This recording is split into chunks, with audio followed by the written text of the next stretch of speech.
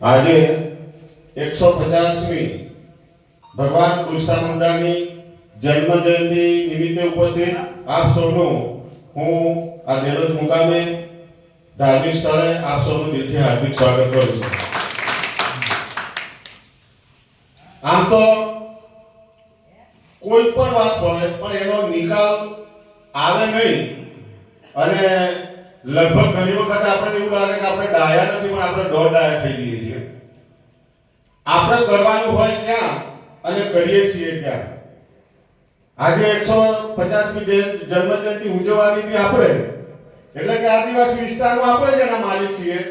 આપણે ઘણીવાર કહીએ ભારત દેશના મૂળ માલિક, જયઘોષ બોલાવીએ અને બધું કરીએ, પણ સરકારને આખા દેશમાં લગભગ સમગ્ર દેશની અંદર સરકારને કાન ખુલી ગયા છે કે આદિવાસી સમાજ જો આપણો બિરસા મુંડા ભગવાન આપણે ત્યારે કહીએ છીએ કે એમને કંઈક નવા વિચારો સમાજની અંદર અલગથી પ્રસ્થાપિત કરે, એનું નામ ક્રાંતિ, નવા વિચારો લઈને આવ્યા આપણી વચ્ચે। અને આપણે શું કરીએ છીએ, અરે યાર હેડપંપ મારે મંજૂર કરવાનો તો હેડપંપ રહી જાય, જો વિરોધ કરીશું, સરકારને વિરોધ બોલીશું તો આમ થઈ જશે, મને ક્યાંક ટિકિટ ન મળે, મારે તો સરપંચની ચૂંટણી આવે એટલે બધાને હાચવવા પડે। આ રમણભાઈ બારિયા આપણી વચ્ચે આવેલું બેઠા છે, એ બારિયા સમાજના છે, એ ક્ષત્રિય છે, આપણી વચ્ચે કેમ આવ્યા છે? એમને ખબર છે કે આદિવાસીનો હક છીનવાઈ રહ્યો છે અને મારી પણ ફરજ છે કે હું આદિવાસી નથી એમ છતાં મારા સમાજની અંદર એ શોષિત વર્ગ છે, પીડિત વર્ગ છે, એ લોકોની ગુમરાહી કરી રહ્યા છે, પણ ગાંધીનગર સુધી આપણો અવાજ હજી સુધી પહોંચ્યો નથી। ભૂપેન્દ્ર દાદા કેટલા મુખ્યમંત્રી થઈ ગયા, ભૂપેન્દ્ર પટેલને પણ ખબર છે કે આદિવાસી બેન નથી, છતાં એ ચલાવે છે। કેમ ચલાવે છે? કે આપણો સમાજ હજી વેર વિખેર છે સાહેબ, અને વેર વિખેર હોય ને એનું કોઈ દાડો કશું ઉપજતું નથી। ગરીબો આપણા સમાજના બળી બેઠેલા આગેવાનો એવું બોલી જાય કે આપણે હિન્દુ નથી, આપણે ધર્મમાં માનતા જ નથી, આપણે ભગવાનને ગણતા જ નથી, આવું બોલી જાય અને બીજા કેટલાક અમારા જેવા જોડાયેલા હોય એટલે એવું ગણી નાખે કે આ લોકો તો આદિવાસીની વિરુદ્ધમાં। પણ આપણે ન તો ખ્રિસ્તી, જો સુપ્રીમ કોર્ટ એવું કહેતી હોય, હું તો ઉદાહરણ સાથે કહું છું કે જો સુપ્રીમ કોર્ટ એવું કહેતી હોય કે આદિવાસી એ હિન્દુ નથી, તો આપણે એવું સ્વીકારવું જોઈએ, કાં તો આપણે ભણવું જોઈએ અને સુપ્રીમ કોર્ટને હાથે ચેલેન્જ કરવી જોઈએ કે આપણે હિન્દુ નથી। પણ મારે ભગવાન સાથેનો કોઈ નાતો વિરોધવાસ નથી, મારે વાતને ભગવાન સાથે જોડવી છે। આપણે લોકો એવું કહીએ છીએ કે અમે મૂળ આદિવાસી એટલે પ્રકૃતિના પૂજક, અને આપણે શું કરીએ છીએ, આપણે ધર્મ પણ બધા માને છે, આપણે શું કરીએ, કોઈ પણ જગ્યાએ ધાર્મિક ક્રિયાકાંડ થાય, અમે દશામાની મૂર્તિનો આપણે વધારે લઈએ, ચલો તો દશામાની મૂર્તિ લાવીએ, 9 દિવસ સુધી ભગવાનની આગળ આરોટ છે, 9 દિવસ સુધી અમદાવાદના કમાયેલા, કચ્છના કમાયેલા બધા પૈસા વાપરી નાખશે માતાજીની પાછળ, અને છેલ્લે દિવસે શું કરશે કે જે પાણી પીવા લાયક નથી, જે પાણીમાં આપણે હાથ પગ ધોતા નથી, એ પાણીની અંદર માતાજીને આ કઈ ધાર્મિકતા હોય? શિક્ષણ લો, અને એવું તમે ધ્યાન કરો કે આપણા છોકરાઓ જે અંબાજી ચાલતા 7 દિવસ કે 9 દિવસ બગાડે છે, એમને તમે પાછા વાળો। જો ક્રાંતિ જ કરવી હોય તો આ શિક્ષણ બાજુ આપણે ખરેખર મીટ માંડવાની જરૂર છે સાહેબ મારા। જો આપણે હજી સુધી બિરસા મુંડા ભગવાનની જય 50 વર્ષ હજી કરીશું અને બીજા 100 વર્ષ કરીશું, આપણે જીવીએ કે ન જીવીએ આપણી પેઢી આપણું નામનું કરશે અને જયઘોષ બોલાવવાથી કોઈ દાડો કોઈ ફેર પડવાનો નથી। જો આપણે બિરસા મુંડાને એક સામાન્ય વ્યક્તિને, આદિવાસી પરિવારમાં જન્મેલા વ્યક્તિને દેશનો સર્વોપરી વડાપ્રધાન એમ કહેતો હોય કે બિરસા મુંડા ભગવાનની જય, તો આપણે તો કંઈક માનવું જોઈએ ને કે એમને કેટલી ક્રાંતિ કરી હશે સાહેબ મારા। પણ આપણો સમાજ પહેલાથી અભણ, આપણે પ્રકૃતિના પૂજક, આપણે વિરોધ તો કરીએ છીએ પણ આપણા પાણીને આપણે હાજ્યું નથી। આપણે શું કરીએ છીએ, હમણાં આપણો જન્મદિવસ હોય, મારે થોડી વાત અલગ કરવી છે એટલે કરું છું કે હમણાં આપણો જન્મદિવસ હોય, લગ્ન દિવસ હોય, ડીજે લઈ આવીએ, કેક કાપીએ, અગરબત્તી આપણે મીણબત્તી હળગાવીએ અને ઉલવવાવાળા આપણે પેદા થઈ ગયા। આપણા સમાજની અંદર અંધાધૂંધ ખર્ચા કરીને અંધાધૂંધ વિચારો ફેલાઈ ગયા છે સાહેબ મારા, એટલે આપણે દુખી છીએ, હજી આપણે દુખિત થવાના છીએ। કેમ કે જે સંસ્કૃતિ આપણી નહોતી, જે સંસ્કૃતિને આપણે બાંધવાનો નહોતા માનતા, આપણો પણ કે સૂર્ય ભગવાન, આપણે જે પ્રકૃતિને માનતા હોય તો સૂર્ય વગર આ દુનિયા હોય હિન્દુ હોય, મુસલમાન હોય, ઈસાઈ હોય, ક્રિશ્ચિયન હોય, કોઈ પણ ધર્મમાં માનતો હોય, પણ સૂર્ય વગર કોઈને ચાલવાનું નથી. અને જો તમે એવું સાબિત કરી બતાવો તો અમે પણ તમારા ગુલામ થઈ જઈશું. સૂર્યની શક્તિ એ આપણને પ્રકૃતિ આપતી હતી અને આપણા બાપ દાદા એવું કહેતા હતા કે ભગવાન સૂર્યનારાયણ છે, આ ભગવાનનો પાછળથી પેદા થયા, પેલો ભગવાન સતત આપણને ઉર્જા આપે છે. કોઈ દિવસ આપણે એની સામે જોયું નથી. હું ઉપર જો ઉઠો ગાયત્રી પરિવારમાં જોડાયો, ચંદ્રસિંહ પર ઉઠ્યા એટલે કે હું હરિઓમમાં જોડાઈ ગયો, બીજો ક્યાં જોડાઈ ગયો, પણ આપણો ઈષ્ટ દેવતા કોણ છે? પ્રકૃતિને હાજરવાળો દેવતા કોણ છે? સૂર્યનારાયણ ભગવાન છે. અને એ સૂર્યનારાયણને આપણે ભૂલી ગયા છીએ.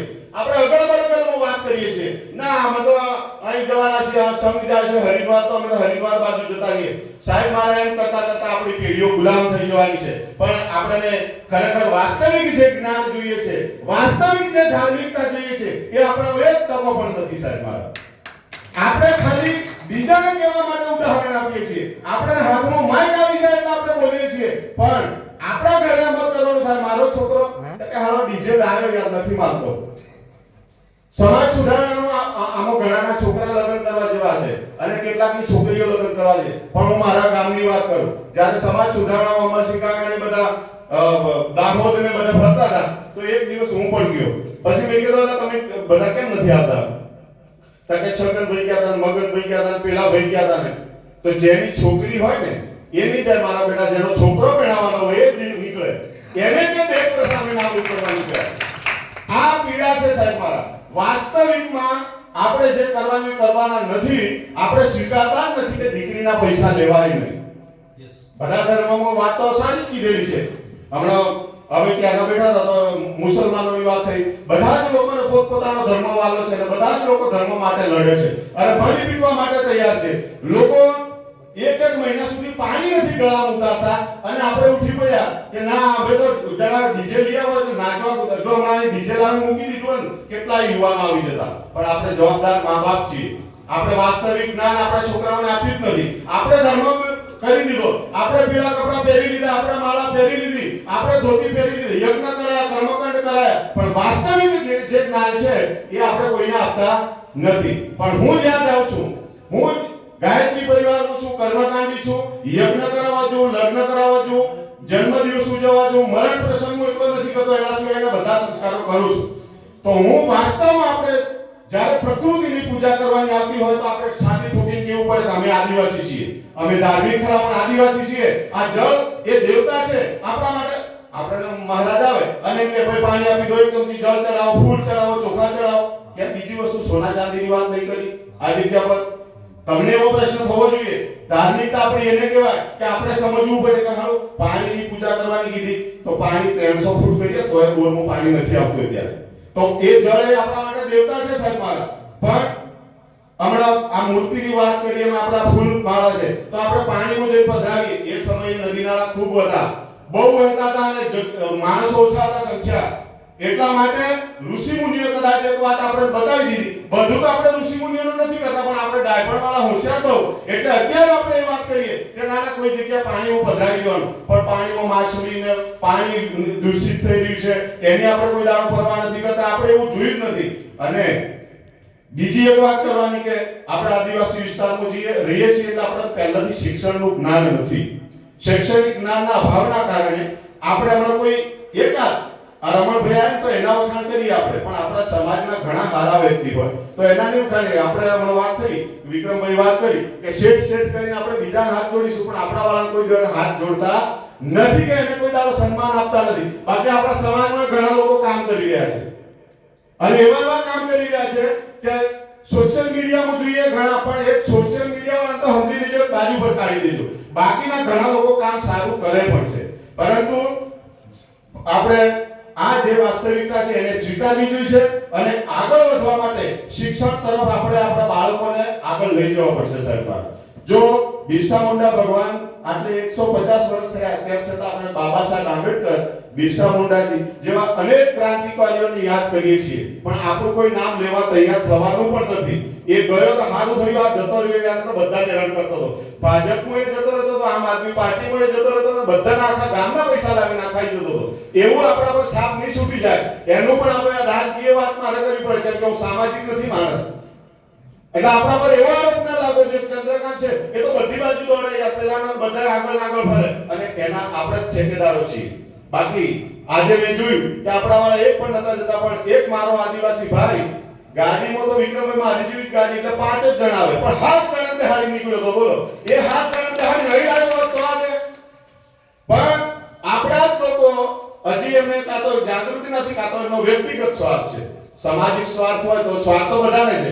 મને છે કે હું મારા આમ આદમી પાર્ટીનો ધારાસભ્ય બની ગયો તો ગાંધીનગર જતો અને ગાંધીનગરથી કઈક બોલતો અને કઈક લોકોને ઉલ્લુ બનાવતો, પૈસા બનાવી લેતો, ગાડીવાળાને નાની ગાડી લઈ ફરું છું તો ફોન મોટી ગાડી લઈ આવતો. આ વિક્રમભાઈ વિક્રમભાઈ ઇનોવા આપી દીધી છે મને. દરેક વ્યક્તિ લોભી લાગતું તો છે જ, મને પણ સ્વાર્થ છે, પણ આવા જ્યારે સમાજના કામ થતા હોય ત્યારે આપણે ખરેખર હાજર રહેવું જોઈએ. આટલી જ વાત કરી મારી વાત પૂરી કરું છું. જય મોરચા મંડળ, જય જોહાર.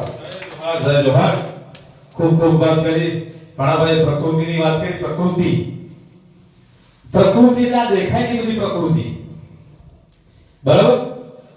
હવે આપણે બધા પ્રકૃતિ પૂજક છીએ ને, તો આપણી પાસે અહિંસાનો માર્ગ હોવો જોઈએ. શાનો માર્ગ હોવો જોઈએ? પછી પ્રકૃતિ પૂજક એમ કરીને પ્રાણીઓની હિંસા કરીએ, બરાબર, અને કદાચ જળમાંથી માછલા બાછલા મારીએ, એ બધું કરીએ તો પ્રકૃતિનો નાશ કરીએ છીએ આપણે.